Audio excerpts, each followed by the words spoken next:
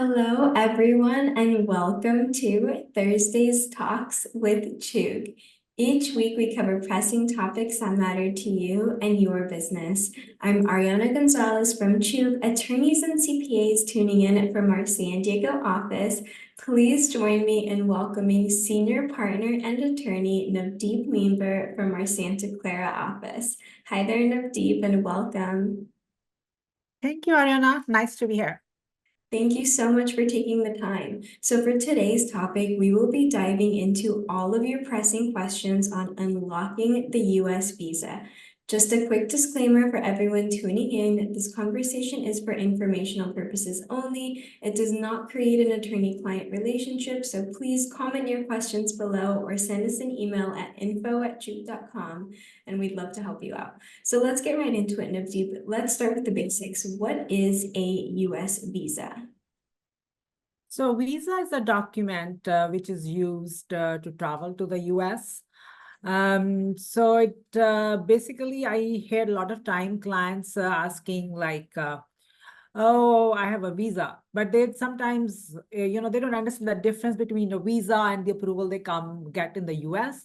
So when we say visa as per the legal immigration terminology, so basically it is like for any citizen of a foreign country who wants to enter the US, generally first must obtain a US visa. Then that is, they have to apply at the US consulates, embassies in their countries. And this is the document which is placed in their passport.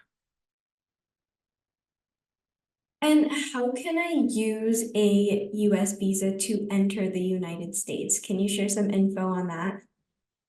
So just having a US visa itself, doesn't really guarantee you, but you have to be, once you want to, you want to come to the US, you decide which kind of visa you want to apply for. And then you go for the interview. And then once you get your visa, then you travel using that visa in your passport. It will allow you to travel to the country or the port of entry, like people who want to come to the US by air, let's say. So they will get there when they are letting them board in the flight, they're going to check, do they have a visa? Because if you do not have a visa, they're not going to let you board the flight. Or if you have an expired visa, they're not going to let you board the flight. So they're going to check that you have a valid visa, and then they will let you aboard the flight and you reach, let's say the US port of entry. When you come here at the airport, you have to go through immigration check, right, process. That's where they're going to check the requirements, and then only they will allow you. Sometimes people even have visa, they have some issues, they are turned back. So you mentioned something about the expiration date. Can you share what visa expiry means? So visa expiry means that, let's say if someone applied for a visa and it is valid for a certain time, sometimes it's valid for 6 months, sometimes it's valid for 60 days, sometimes it's valid for 90 days or longer, 1 year, depending what kind of visa it is. So very important that the visa must be valid when you're entering, traveling to the US. If the visa is already expired, you cannot come on that. The expiration date of the visa has no relation, basically, though the length you can stay in the US, right? So let's say if you came here and your visa is expiring in 60 days, but you want to stay here longer, yes, you can stay. Once you enter during that validity of that visa, you can come to the US and stay here beyond that expiry on the visa. So that's expiry is only critical for the time purpose of traveling to the US. It has no relationship how long you can stay in the US. And some people have multiple entry visas, like B1, B2 visas, right? Visitor visas. They're given them multiple entries. Some visas are valid for 10 years. So that means that the person can come, travel to the US as long times, they need to be for the purpose they are coming for, till that visa is valid for 10 years. Doesn't mean that they can come one time and stay here for 10 years. This means that they can come one time, stay here as long they need. Normally visitor visa is a very short duration. You'll stay here for maybe a month or 3 months, a few days, and then you go back. And then if you need to come again, you can use the same visa. If it's not expired, you can use the same visa to come again. So this visa can be reused till it expires. That's really good to know. So we touched on visa expiration dates. What if, for example, my US visa is still valid, but my passport has expired? Do I need to apply for a new visa, or what does this mean? Yeah, so this is a very common question we do get with a lot of clients because passports have different expiry dates. They do not match with the visa expiry dates, especially if you get a visa towards the end of when your passport is going to expire in a few months or 1 year. So the short question is the answer is that you do not need to apply a new visa. So if your visa is still valid, you can travel to the US with your two passports. So you will have a passport which is expired and you will have a passport which is valid. So your situation here is that your valid visa is in your old passport, right? So you're going to bring both passports, very critical. You're going to bring your expired passport and your new valid passport. You will be allowed to enter and travel as long as the visa is still valid and it is not damaged, and it is the kind of visa you really need for the purpose of your travel. Another thing to keep in mind is that the both passports, the valid and the expired one with the visa, should be from the same country and type, okay? And when you arrive at the US port of entry, at the airport or land border, the CBP officer will check your visa in the old passport. And if he or she decides to admit you into the US, they will stamp your new passport with an admission stamp along with the annotation basically saying VIOPP, which means a visa in other passport. Very important thing, do not try to remove your visa from the old passport or stick it to the new passport. If so you don't do that, your visa will no longer be valid. I know we had that situation. I've seen that. People thought they could just remove the visa and put it in your new passport. They did not go well. Wow, okay, understood. That's really important information, and thank you for the extra tips on that as well. So, what happens if my visa is going to expire while I'm in the US? Do I need to do anything? So if the CBP officer at the port of entry admitted you into the US for a specific period of time, she will note your authorized period of stay on your admission stamp. The passport has an admission stamp. So you will be able to remain in the US during your authorized period of stay, even if your visa expires during that time. So the visa's purpose is only to let you travel and enter the US. It's not going to decide how long you can stay in the US. So just once you enter using your valid visa, you can stay here even if your visa is expiring, as long as the admission stamp, which is issued by the CBP officer, gives you a longer duration. That has an end date. You need to keep that in mind. Wow, that's really good to keep in mind. So, can we touch on what is administrative processing? So administrative processing is basically some visa applications, they require that, which takes additional time. A lot of time we are seeing administrative processing for applications like non-immigrant visas, like H-1B, L-1s. These are the most common ones. This processing is done by the U.S. Consulates. When you apply for a visa, you have done your interview or, but you're not granted the visa. They put and say, give you a notice which says administrative processing. Basically, this means that they need more time to process your visa. Either they want to do some check or they're not satisfied, they want to do further investigation, or they want to, a lot of things happen during administrative processing. If it's, let's say, for some people have name issues, they need security check. Some last names are matching, something in the record is not showing correct. Then they need additional time, then they say administrative processing. Or sometimes they need to verify, let's say example of H-1B, something information on the employer in the US. They need to verify something on that, or where the person is going to work, they want to verify that. So they do have resources where they're going to check that in the US. So the cases are put in administrative processing. This can take few weeks to up to months. We have seen taking them very, very long. And there's really nothing you can do. You just need to wait if your case does go into administrative processing. Got it. Wow, that's all really great information on that. So, how can one find out how long they're authorized to stay in the United States? Yes. So as we mentioned earlier, that a visa does not guarantee entry into the US, but it will allow a person to enter the US, right? You're coming to the land or airport. Once you enter here, the U.S. Custom and Border Protection officials, which we call CBP officials, they have the authority to permit or deny the admission and determine how long a traveler may stay. So if some people of you, they normally ask you, what is the purpose of your travel? If it's a visa like B1, B2 visa, visitor business visa, they will ask you, why are you here and how long you want to stay here? What is the purpose of your travel when it will be fulfilled? Then after, based on that, they are going to give you a certain window where you can stay here. They provide, give you an admission stamp on your passport and also the online I-94. If people have been traveling earlier, we used to have paper I-94. They used to give you that at the port of entry with the date that tells you what is your visa status. Basically, are you a B1 or H1 kind of, and then also it will tell you till what date you can stay here. But you do not get those paper I-94s anymore because we are all going online.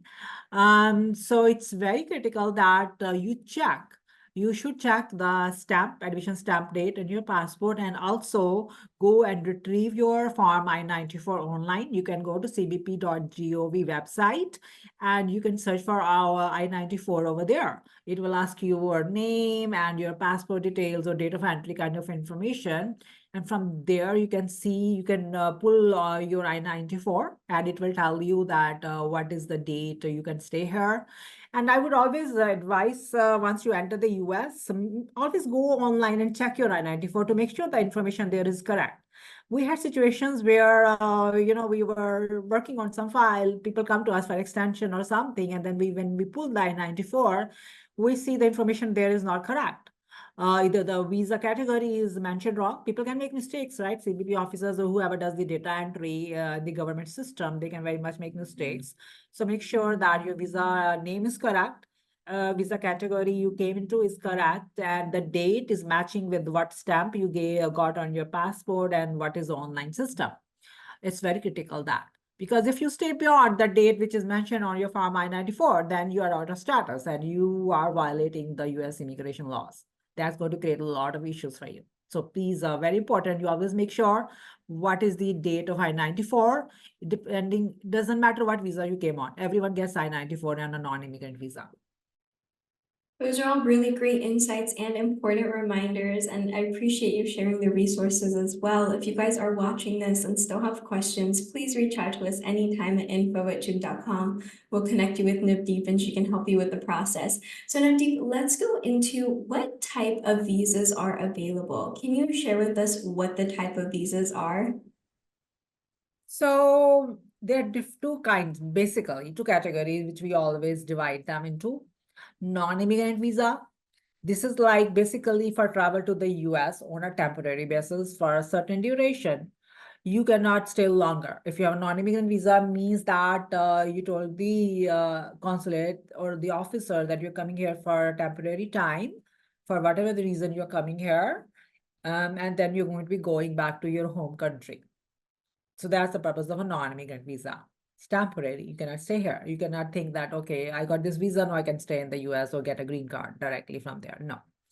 Then there is an immigrant visa. So immigrant visa means that you are travel, you're going to be here immigrant. You're going to be staying in the US and you basically as a permanent resident or a green card holder. So you are coming to the visa, which you get if immigrant visa. So travel to live permanently in the US. And make sure that when you are questioned at the port of entry, you answer them right. If you're as a non-immigrant visa or like a B1 or H1, you're not saying, oh, I want to come and stay in the US. I'm planning to file green card here. That's my intention. Because as a non-immigrant, your intent is to come here as a non-immigrant. If you're going to tell them that your intent is not a non-immigrant, then they may turn you back. They will not even let you enter the US. And we have seen that situations. So make sure you are very well aware what kind of visa you are holding and what is the purpose. If it's a non-immigrant visa, you are coming temporary, you cannot stay here longer, permanent basis, and that's what your intent should be when you enter. You cannot have an immigrant intent. But when you're coming as an immigrant visa, which is normally, either it's employment-based or family-based immigrant visa, means basically you have went through the green card process and you got that immigrant visa because you had a green card process for you. So then your response will be accordingly. You are coming here to stay in the US as a permanent resident, as a green card holder. And that's what they want to see, that you want to stay in the US, not just coming here and going back, So very clear on your intent for what kind of visas you're applying. Wonderful advice. That's really essential to know which visa category you are in. So make sure you look that up and you're in the correct category. So can you share with us what are some of the most commonly used non-immigrant visas? Yes, lot of them. So I want to go over most commonly used, which we come across in our daily life and most of our clients apply for. The most common one would be the non-immigrant is like B1, B2 visa as a visitor or a business visa. So someone in another foreign country, they think that they want to come here, they have family or friends to meet, or they just want to come as a tourist for pleasure, The world has become very smaller these days. You want to go travel outside the US, outside your home country. So then you would apply as a tourist. And then you should be very clear what is the purpose of, because this is the hard visa to get. This is one of the hardest visa. We see a lot of denials. People have gone multiple times, and somehow because they did not give the right answers, they get denial on those visas. So it's very important that you contact an attorney, maybe, to prep you for that interview. The interview, they really grill you a lot because they just don't let everyone come to the US on a B1, B2 visa. You have to have a eligibility and you have to have a good purpose to come here. They do want to see that you have ties to the home country. You will be going back to your home country. If someone, let's say, take example, someone who has a good setup business there, right? And versus someone who's not employed there and they have not been doing anything. So the consular officer is going to basically think that this person is not really working. Maybe if you give them the visa, they'll go and stay in the US and not come back. So the person who has a full-time job is well settled, has ties to the home country, has a better chance of getting the visa as compared to someone who is not employed. Similarly, for beside the employment, they want to see that you have funds, you're financially stable. You have funds to, US is not cheap country. You are able to bear your expenses, your lodging, your meals. You have enough money in your account, or you're earning enough money. It always helps to take your bank account statement showing that how you are able to support yourself when you're visiting US, or is anyone else supporting you? If you have a friend in the US who's going to support you, you're going to stay with them.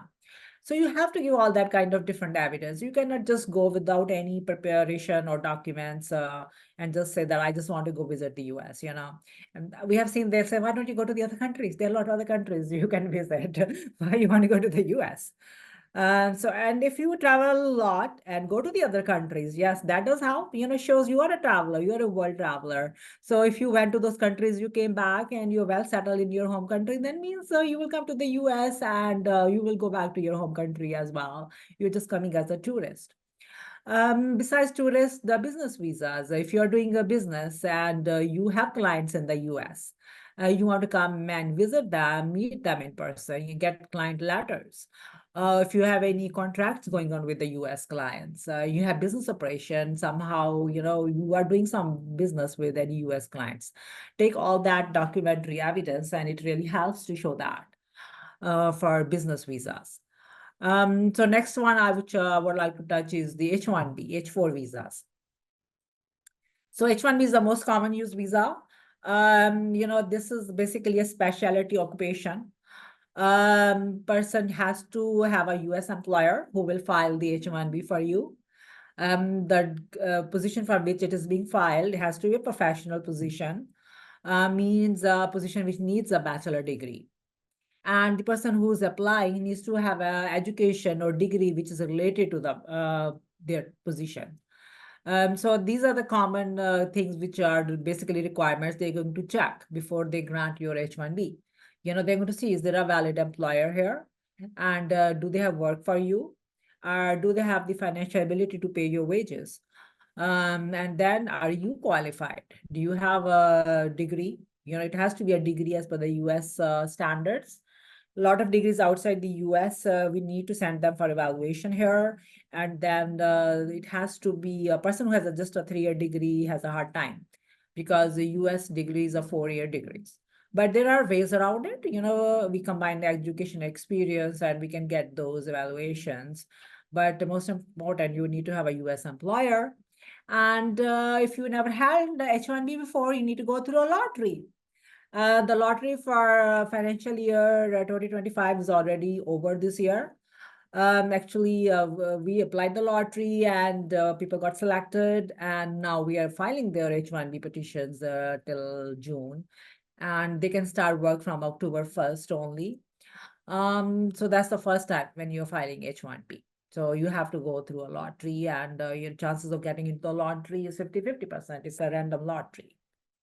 It does help if you have a US master degree, filing for the lottery, you get better chances of getting selected.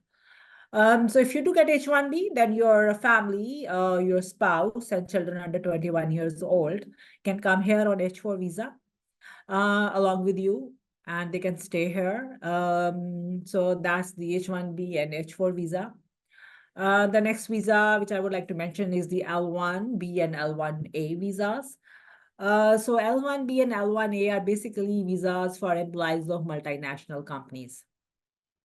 So when I say multinational companies, means you have a US company here and they have companies in the foreign country, in another country, and they are both related. They could be related as a parent subsidiary, or they could be affiliates, or they could be branches. So they're related companies, and you want to bring an employee from the foreign company to the US company because what your need is not, it cannot be filled by anyone, your employees in the US. They're not trained for that. So that person who you're going to bring here, one could be L1B, specialized knowledge. Means they possess knowledge which is so specialized and is not available in the US with the other employees you have. So that's why you want him to come here, that person, and work temporary or transfer that knowledge as a specialized knowledge. The other one is L1A, which is a managerial, basically as a manager or an executive. So if you have an employees in the foreign entity who are manager or executives, or they want to come here and work as a manager or executive, you can bring them here. So these are the L1B and L1A. And along with that, family can come here on L2. The good thing about L1 is that the spouse can come and work right away on L2. Which is not available for H-4 right away unless there are other requirements which are met.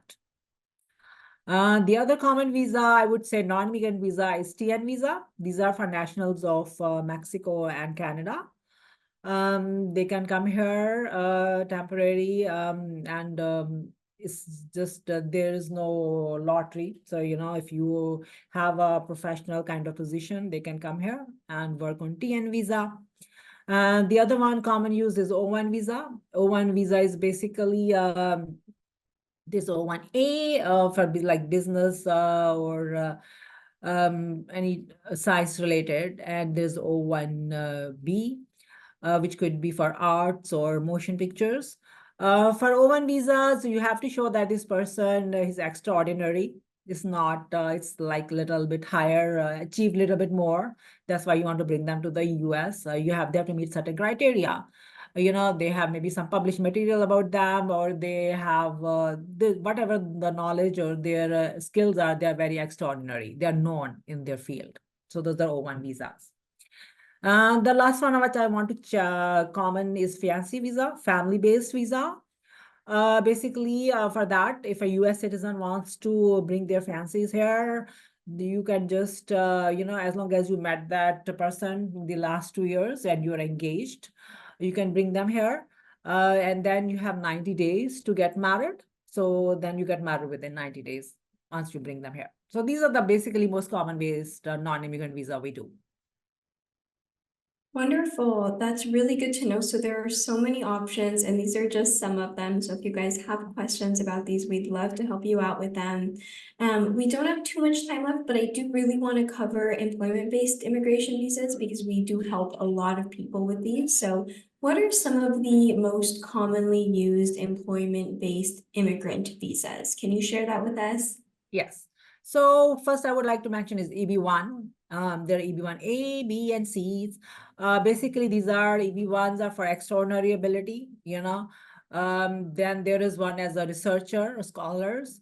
The third category would be EB1C, which is multinational managers, which is the most common we do. So if you are actually on L1A, you could easily transfer to an EB1. So this is the basically green card route. Okay, this is for you to get a green card in the US. This is that route for that. Same way for like multinational manager or executive, if you are going to be working as a multinational executive in the US for a multinational company, we just have to show that you have a managerial role or executive role. And we go through that process and get you a EB1 green card, but you do need a EB1, so you do need an employer for that.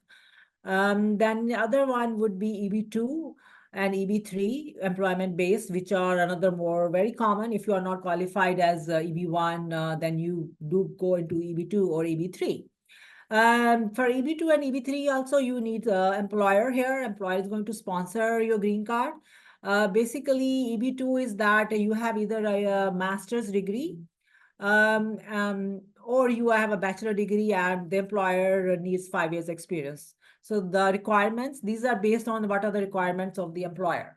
So if employer is filing EB2 for you, means the position needs a bachelor and 5 years, or has a master degree requirement. And that's what you're going to meet, those requirements.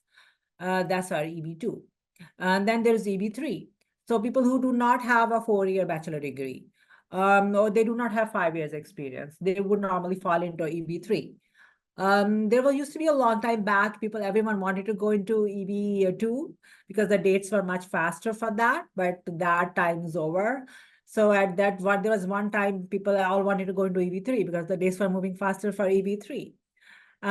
So these are all, there are just to quick, this is a 3-stage process for EB2, EB3. The employer has to do a perm for you. They try to find US qualified candidates. There has to be advertisements done for at least 30 days, and then wait another 30 days. So this whole process, recruitment process for the advertisements, including the wages, can take up to 1 year. Then after the perm, there's a second stage is I-140, which is called the immigrant petition. And then once your perm is approved under EB2 or EB3, then I-140 is done. For EB1s, there's no perm requirement. So you skip that. You just go directly into I-140. So that's why it's faster. It's normally the dates are current and it's faster than EB2 and EB3. After I-140, if your dates are current, then you file I-485, which is the last stage of your green card process. So these are basically the employment-based immigrant visa. Wonderful. Well, thank you so much for sharing all of that information with us. If you guys are watching this and have any further questions, please email us anytime at info@juke.com. That is all we have time for today. So this does bring us to the end of our conversation. Thank you so much, Navdeep, for sharing your insights and your time with us. And thank you everyone for joining us today. To stay up to date, please subscribe and follow us on Facebook, LinkedIn, and YouTube. If you have any questions or suggestions, send us an email anytime at info@juke.com. Let us know what topic you want to see next, and make sure to join us back here next week for more pressing topics that truly matter to you and your business. Until next time, stay safe and take care, everyone. Thank you so much for joining us.